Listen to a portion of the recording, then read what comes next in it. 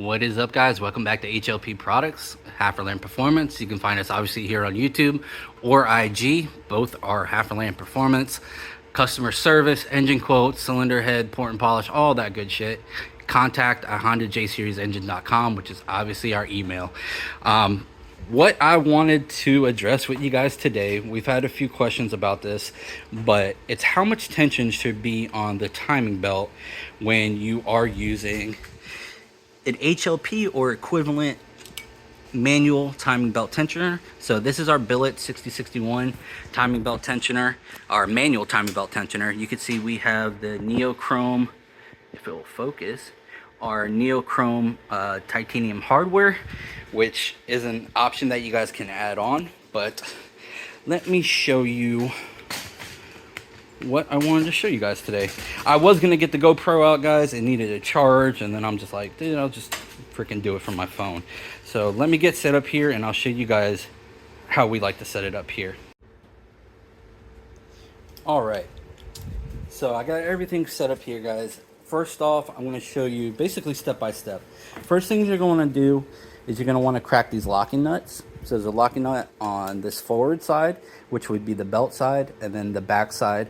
These are the locking nuts. You crack those loose so they're not sitting on the tensioner themselves.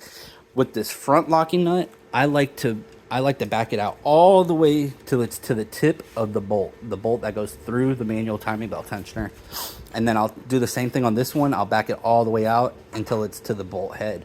What that does, it gives you maximum adjustability. So then I back the tensioner bolt all the way out, as far out as you can get it. And what that does, guys, it allows you to put the belt on, and I'll hold this side, I'll slide it over the crank sprocket, I'll kind of pinch them like that, and then I'll hold here, and I'll route it up and around, keeping as much tension on the belt as possible, up through the idler, around the front cam sprocket or gear, down around the water pump, and then back around, and that leaves all the slack here, guys. So you're taking as much tension as you can, and it'll be pretty apparent if you're off by a tooth because there will be too much slack there. Like you can see, there's really nothing there. There's no slack there.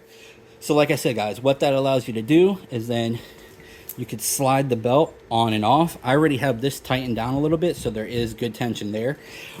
But that's what I wanted to show you. So obviously you're going to need to have your timing marks. So timing mark with timing mark on the block. Timing mark, timing mark, timing mark, timing mark. All right. So you set everything at top dead center on cylinder number 1. And then, like I said, guys, go ahead and route it through as much tension as you can. Back around, under the water pump, back around like that. And then all your slack should be here, which is going to be taken up with the tensioner. So now, to address how much slack is too much or how much tension is enough. So, went ahead and got my digital caliper out, guys. This is 3 mil. Right there. That's 3 mil. So what, if you want to do this, you can. Honestly, I go by feel. But you can literally just get something to hold it right there, or somebody else, and just lock your hand in and then push. And if you're past 3 mil, if it deflects that far, you should probably tighten it up a little more. But 3 mil is what I like because it's plenty of tension. It's not going to skip a tooth, and it's not overly tight either. So like I said, you just flush it up with the belt, give it a little push, and I'm like 2.8. Let's see if I can get you guys over here.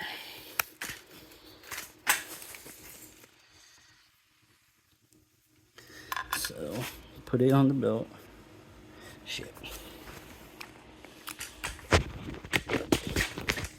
You guys see I have a big budget for videos. My whole film crew's out here. Alright, so you get it on there. You can see that's the 3 mil right there, that little nub. And then you just give it a push. And you can see it's basically 2.8, 2.5. That's good, guys. And if you wanted to, you can go all the way around the belt and check that. Or if you do it by feel like I do, just give it a little push. Little push, little push. I mean, you can see the whole engine is shaking. Little push, so that's good.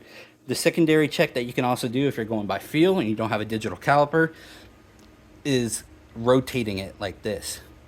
So if the belt spins all the way back on itself and this wall right here is up like that, what the fuck? We just lost all the lights in here. So if it spins all the way back on itself, you see it's not, this wall is not going vertical. That's good tension right there. So that's good. That's good. And you guys will see what I mean whenever you do this. This is a little looser over here than this and this and this, but it's not bad at all. And like I said, that's not that 3 mil. All right, so that's it, guys. That's good tension. Hold on, let me get the lights back on. Oh yeah. Okay, we're back. No idea what happened there, but anyways, guys, this is a J35A6 that we're building. It's a 400 to 600 wheel horsepower. This would be considered our Wild Street package, so up to about 600-700. It basically has the full treatment. Actually, OEM pistons. We're keeping the OEM pistons in there. Obviously, if they were worn or whatnot, we would have replaced them, but these were in good shape. This engine had, I think, 117,000 miles. I forget the exact mileage, but it was a very, very good condition engine. Let me see, what are we doing over here? Breaking down another motor. This is actually going to get punched out to 89.25 with our Wiseco pistons, which are in there. So that's going to be 89.25 millimeter bore with the 93 stroke. So it's going to be like a J35.5, I guess, if you want to call it that. But yeah, I'm going to get this out, going to get that engine going. Then we got we have a CSS block that's supposed to be getting started soon. And then another engine along with all the porting and everything else. But I do want to get our cylinder head service up and going, guys. Got some good help right now, so hopefully we can get that program running, get you guys some good port and polish heads. You know, very affordable, full cylinder head treatment or rebuilding, all that good shit, man. It's been a long day. So anyways, guys, if you want a real quick recap, back the tensioner all the way out. Obviously undo both of these locking nuts, back the tensioner all the way out. Timing marks, set it at top dead center on cylinder 1. So timing mark, timing mark, timing mark. Put the belt on. As much tension as you can, route it up around, over the front pulley, under the water pump, around the back, and you're going to have all your slack right here and right there. And being this is all backed all the way out, you'll be able to literally just slide the belt on and then start slowly putting tension onto it. If you want to go by feel, that's good. That's good. You want to do the twist. If it twists all the way up on itself like that, and this wall goes vertical, you know what I mean? That's too much slack. So you can see that's good. That's good. That's good. That's good. And that's good. That's it. All right, guys. Hope you liked the video. Bye.